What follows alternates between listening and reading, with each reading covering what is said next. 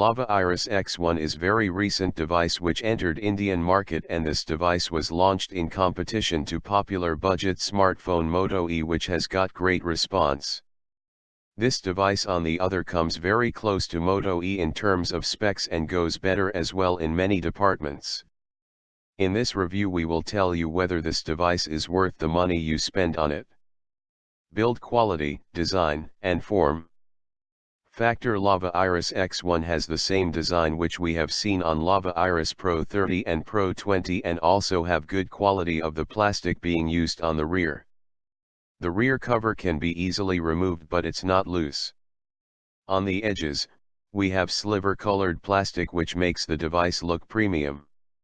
It has good build quality overall, does not feel very strong, and looks of this device is like you have the iPhone 4 or 4s in your hand.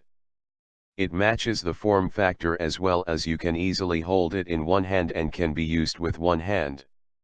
Weight of this device is around 130 grams, which makes it lighter to hold, and thickness of this phone is around 8.8 millimeters, which is not less, but device neither feel bulky nor heavy in hand.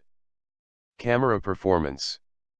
It has 8MP rear camera which can produce good photos in daylight, and in low light it's still decent and better than some devices in similar price segment, but the camera user interface is stock Android. Front-facing camera is just average, no so great for video calls, but still you can use for video chat and video calls with proper light falling on your face, or else video feed will have a lot of noise. Display, memory, and battery backup.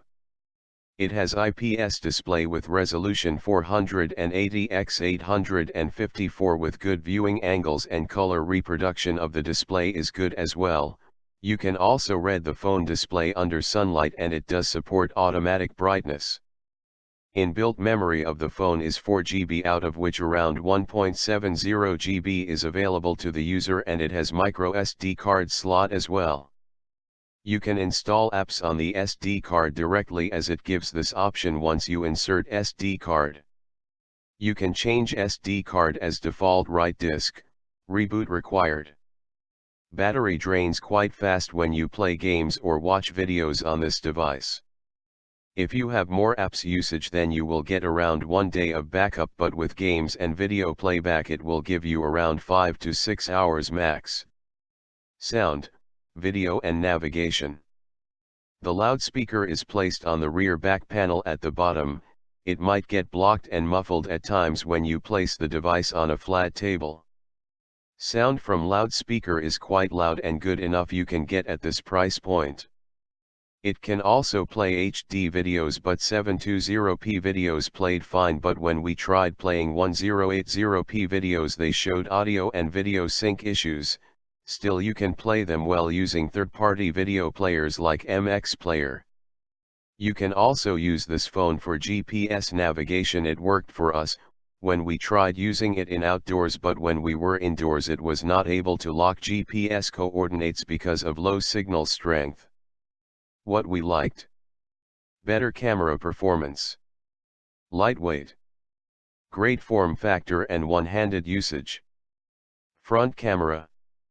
What we did not liked: good but not great build quality, average battery life. Conclusion and price.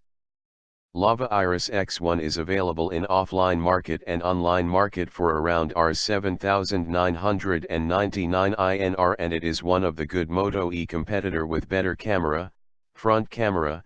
Apps can be installed with SD card and display which is slightly less in resolution than Moto E, but color reproduction of the display is good enough.